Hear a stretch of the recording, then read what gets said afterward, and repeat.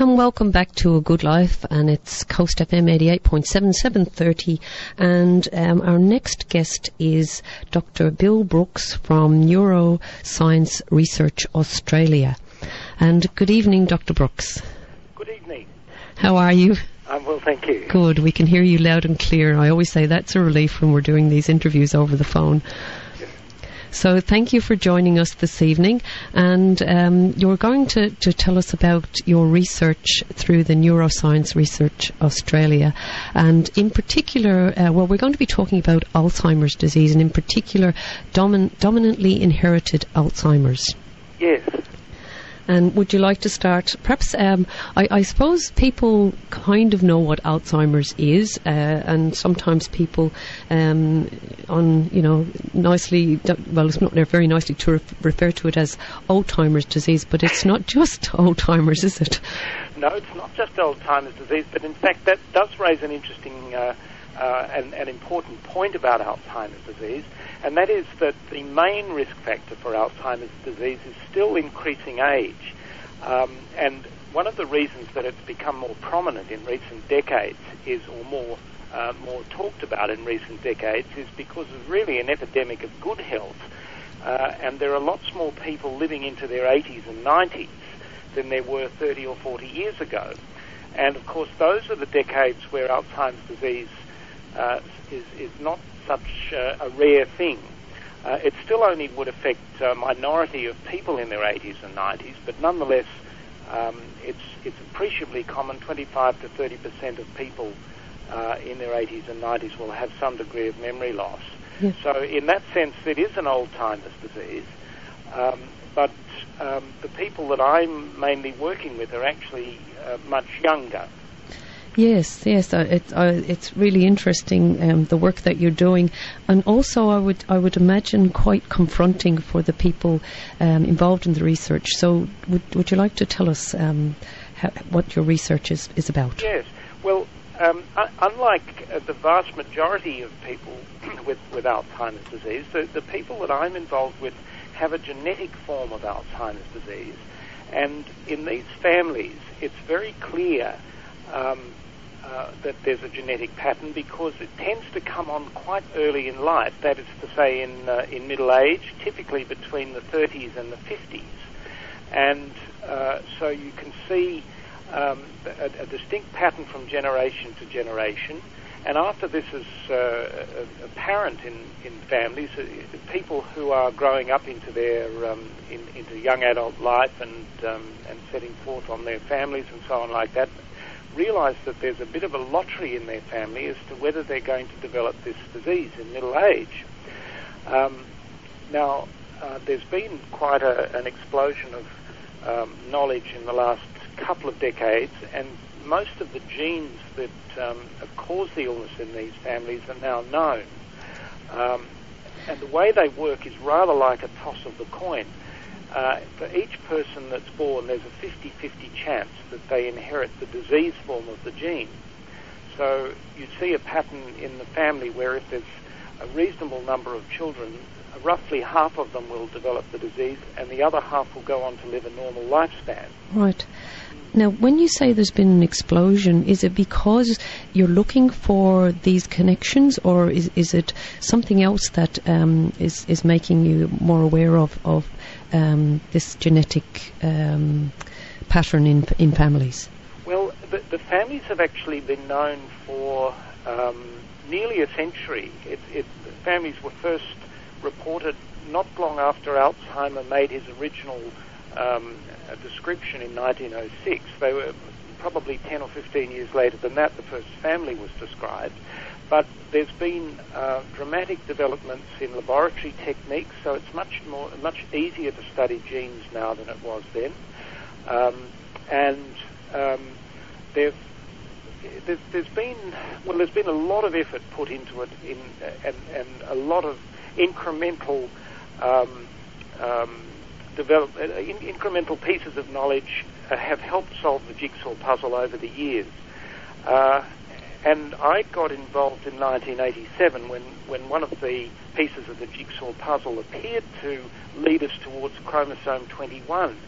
And that was when the gene protein called the amyloid precursor protein was found to be on chromosome 21.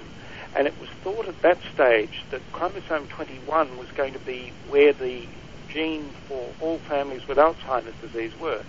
As it happened, that turned out not to be the case, but it was an important part of the jigsaw, and in fact, quite a number of families around the world do have their illness explained by what's called a mutation in that gene on chromosome 21. Right.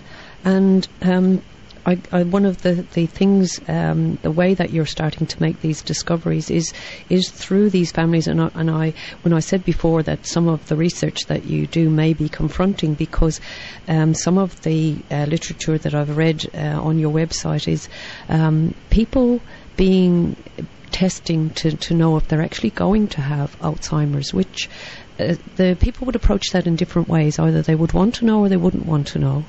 Do you find that's the case? Yes, absolutely.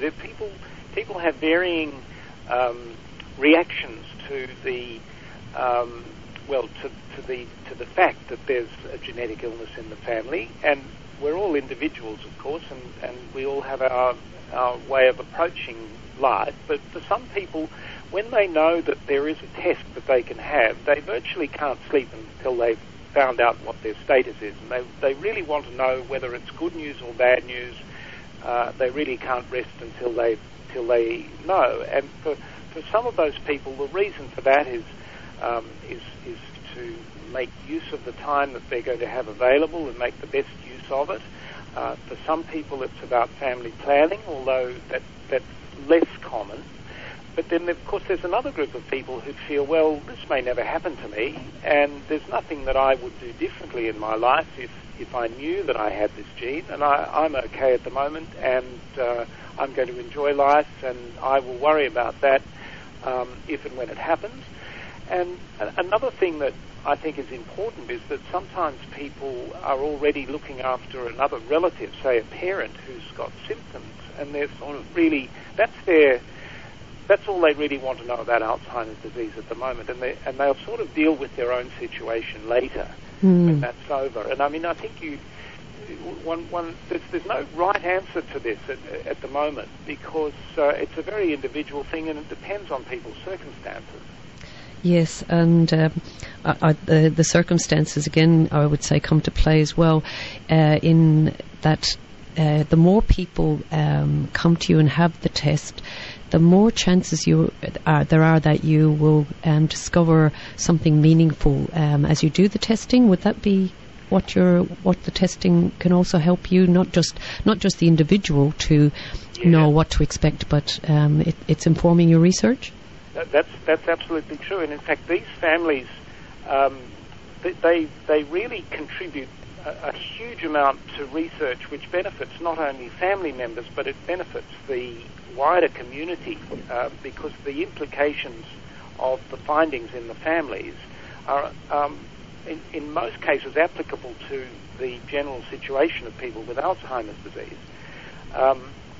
But I think I need to make clear that I don't actually do the predictive testing.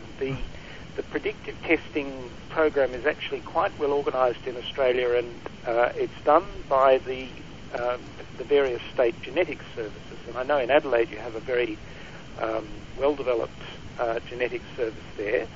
And for people who want to find out their status, they go and their genetic status and want to be tested, they go along and talk to a geneticist and go through the biology of the process, and they see a genetic counsellor, and they talk about the practical implications on their family and on themselves, and have you thought about this? And of course the genetics clinics have had a lot of practical experience of the issues that do arise when people get tested. And these are not highfalutin, complicated chemical things. These are practical day-to-day life issues that, yes. Have you thought about what this might mean for other members of the family, what it might mean for your job, yes, that sort of thing. And they go away and think about it, and then when they've made their decision, they come back and have the blood test. But that's all done separately from the research, and you can participate in research without knowing your results. And in fact, the program that I'm involved in at the moment, we actually prefer people not to know what their status is. Okay. Yes, so that they can participate in research without knowing their genetic status. And is there any particular reason for that? Yes, well, one of them is because part of the research involves memory testing and trying to work out what the early signs are in terms of people's memory and thinking function, we like to try and make those judgments without knowledge of who's got the gene and who hasn't got the gene. So at the moment, for instance, people coming along to the study are having memory tests, and ideally neither we nor the people themselves know who's got the gene and who hasn't got the gene. And we hope to develop a more precise understanding of which memory tests are going to distinguish the people that do have a memory worry from the people that are perhaps a bit absent-minded. I mean, the classic thing is you worry when you mislay your car keys. But everybody mislays their car keys. Of course, if you're in one of these families, you probably tend to attach more significance to that. Yes. But at the moment, we don't really know what the best test is in terms of memory testing to predict who's going to get worse and who's not. Right. Until they do something that's sort of really out of line. Right. Not losing the car keys, but maybe going to the shops with the car and coming back without the car. Right, okay. Yeah. Or driving on past where you were aiming to go to, and because you've got things on your mind, I sometimes think, oops, I've done those sorts of things. Yes, I've done that too, I have to say.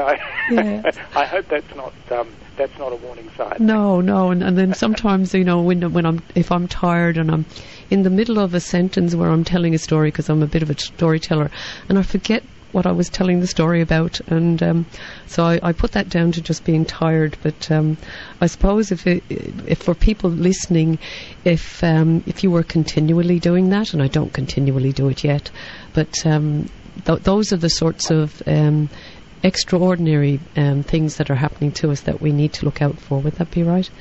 Well, I don't know about losing your way in a story, particularly if you're tired, because tiredness and having a lot on your mind are both very potent influences on people's memory.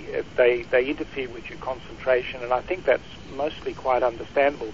One of the earliest things that people do tell us is, or notice, is when people start repeating themselves, and they tell you the same story an hour later, or sometimes 5 minutes later. Yes, I'm glad you said an hour later, because I do repeat stories, but I tell them days later. Yes, so. You need to keep a little book to tell you, to remind you who you told which story to. I find that's a great help. Yes, another thing to do. Oh dear. Well, we're just going to have a short music break because the people that listen, they like to hear the music as well. So we'd love if you'd stay with us, and we're going to listen to Simon and Garfunkel. That's always good for the mind, I think, to listen to Simon and Garfunkel. So here we go. And this is A Good Life on 88.7, and on the program we have Dr. Bill Brooks from the Neuroscience Research Australia, and he's talking to us about Alzheimer's disease, and in particular dominantly inherited Alzheimer's. And Dr. Brooks, before we went to the break, you'd told us about the genetic testing that people can have done, and if people want to know where to go for that, it's the State Genetic Service, and of course Google is the way to go, because I don't have all the details, but I might try and do that before the end of the program. But your research, you were telling us about, you are testing memory. Is there other parts to your research that you would like to tell us about? Yes, well, actually, before I say that, I should make clear that, in fact, the only people who really can have this sort of test are people from these families, and they're quite rare. We know about 22, 23 families in Australia that have a genetic cause for their Alzheimer's disease, but these tests are not applicable to the majority of people. But the study that we're doing is called Dominantly Inherited Alzheimer Network, and it's funded by the US National Institute on Aging. And really the aim of the study is to try and find a biomarker, that's to say a blood test or a scan, and in fact we're also looking at spinal fluid to see if we can find something in the something that can be measured that will indicate when the disease is active or when the disease becomes active. And in fact, a couple of months ago, in July, the preliminary results of this study were published, and the investigators reported that they were able to see changes in the spinal fluid 20 or 25 years before symptoms could be expected based on the onset age of the parents in these families. So already the study has made some quite significant findings, but as well as the spinal fluid, there are scans which are done in Melbourne or Perth which look for amyloid deposits in the brain, and we know that amyloid is an important part of the Alzheimer's disease process. I rather think of it as being a bit like the firewood, that you can't have a fire without firewood, and the amyloid deposition seems to me to be a sort of precursor to the disease happening, but something else has to come along and set it smouldering. Right, and so to discover what that is would be quite significant. Well, there is another protein involved in Alzheimer's disease, and it's called tau protein. And we know that both tau and amyloid have an important part to play, but exactly how they fit together is one of the undiscovered questions. It seems certainly the tau protein can be detected in the spinal fluid around about 10 or 15 years later than the changes in the amyloid precursor. And it's possible that the tau protein has something to do with instigating the disease process. Yes. So then the drugs that there are clinical trials into preventative drugs? Yes, we are hoping to be part of clinical trials. They are certainly planned to start in America, and we are hoping that they will involve people in Australia as well from the DIAN study. And most of the drugs that have been studied so far are aimed at decreasing the amount of amyloid deposition or accumulation in the brain, so that there's no or there's less firewood there for the disease process to chew up. Right. So do you have enough people for your research, or how I discovered your the Neuroscience Research Australia was through an ad in the local paper here, and I phoned up to make inquiries about it. So are you looking for people to become part of the research? We are certainly looking for families. If there are any families that we haven't approached yet or that we don't know about, we would be keen to hear from them. The key would be probably 2 generations of people who have developed Alzheimer's disease in middle age, say between 30 and 50. That's the typical sort of family history we see. Sometimes it's concealed because the parent carrying the gene has died of something else, say a car accident or something like that, before they develop symptoms. But usually in the families you see that there's somebody with symptoms at 50 and their parent died at 55 or 45 or something like that. So if there's anybody with that sort of family history, I'd be quite keen to hear from them. Good. And how would they contact you? They could could ring me on 02 9399 1101, or they could send me an email at w.brooks@NeuRA, NEURA.edu.au. Great. Could we just have those again, because people always start fumbling for the pen? It's 02 9399 1101. It's my number, and my email address is w.brooks with no e at NeuRA, NEURA.edu.au. Great. Thank you so much for that, Dr. Brooks. We've been talking to Dr. Brooks from the Neuroscience Research about Alzheimer's disease, and in particular dominantly inherited Alzheimer's. So if people want to get in touch with him, we have those numbers now at the station as well. Thank you very much, Dr. Brooks, for being with us this evening. I know that you're far away there in New South Wales. We're not that far. Yes, but it's great, isn't technology great, that we can sit here in Adelaide and talk to you about this very important research that you're doing. And I guess I thank you. If I ever develop the condition, I'd be grateful for people like you who are doing the research to try and help people who suffer from Alzheimer's. So thank you. Thank you very much, Barbara. Thanks for having me on the program. You're welcome. I hope we get it before it gets me. Oh, yes, that's for sure. Good night. Thank you. Good night. Thanks very much. Thank you.